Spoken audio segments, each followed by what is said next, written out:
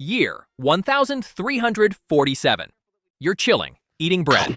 Life is simple, life is good. Then suddenly, your neighbor coughs once. Congratulations! You're already dead. Welcome to Would You Survive the Black Death? Spoiler. Nope, probably not. But hey, let's pretend you have a chance. See, the Black Death wasn't just a plague, it was basically the medieval version of deleting Europe's save file. 1/3 of the population, gone. So the question is simple. Would you survive? Yeah, probably not. But let's find out anyway.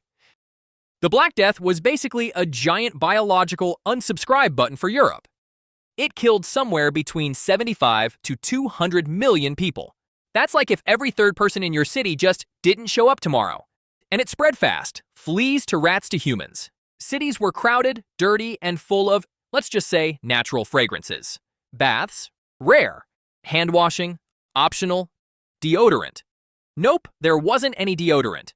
People just threw perfume on themselves and called it clean. So yeah, perfect conditions for a plague speedrun. Let's play a little game. All right, the plague has reached your village. So, what do you do? Option A, run to the city. Option B, stay in your village. If you've picked option A, great choice. The city is 10 times dirtier than your village. Congratulations. You're dead in 2 weeks. If you have picked option B, nice. Now it's just your coughing neighbors infecting you. Congratulations. You're also dead in probably 3 weeks. So yeah, no matter what you pick, you're basically speedrunning death. So, the plague is spreading. And it's not just your village anymore. Whole towns are collapsing. Graveyards, completely full. People had to dig giant pits and just toss the bodies in. Priests refused to bury the dead. Doctors gave up.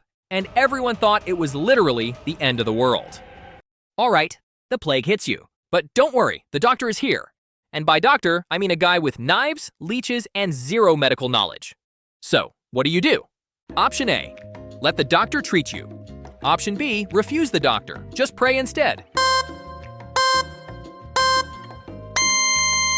If you've picked option A, perfect. He starts bloodletting, which basically means you're sick? Let's remove the blood you need to live. Congratulations, you just died faster.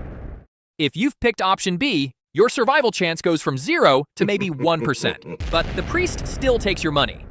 So here's the funny part. The plague? It was literally spread by fleas that were living rent-free on rats. But did people blame the rats? Of course not. Instead, they blamed witches.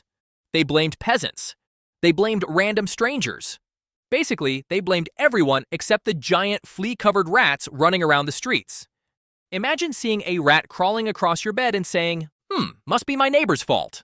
All right, so you make it to the market, and you see them, those famous plague doctor masks. Long beak, creepy eyes. Honestly, looks more like a Halloween costume.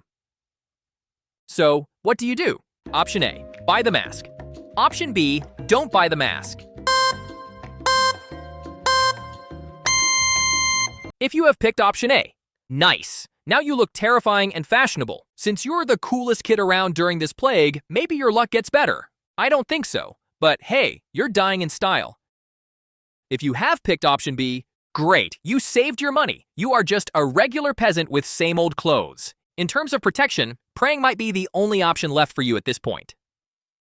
So, would you survive the Black Death? Probably not. Most people didn't. But some actually did. The survivors were either lucky, isolated, or just naturally resistant to the plague. Basically, the medieval version of, I don't go outside. So yeah, introverts were the real winners of the Black Death. While everyone else was panicking, they were just staying home, eating bread, and accidentally surviving history.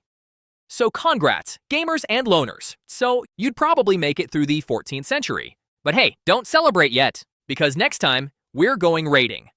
Would you survive a Viking raid? Spoiler, you wouldn't.